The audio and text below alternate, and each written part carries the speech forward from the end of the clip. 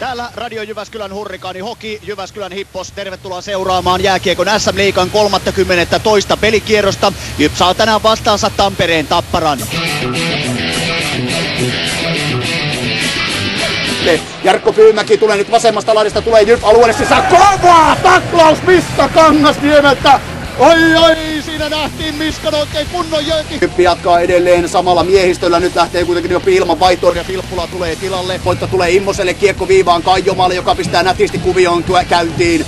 Immonen viivaan Kaijomaalle, Kaijomaa takaisin vielä Immoselle. Hän pelaa päätyy Virtaselle, nyt pitäisi saada kunnon maalintekopaikkaa ja nyt se tulee Kaijomaalle viivasta, mutta yli maalin menee. Kiekko jää onneksi vielä Jypille. Immonen viivalla, poikittais syöttö Kaijomaalle, saa takaisin, nyt täytyy ampua ja Jarkko ampuu maalin!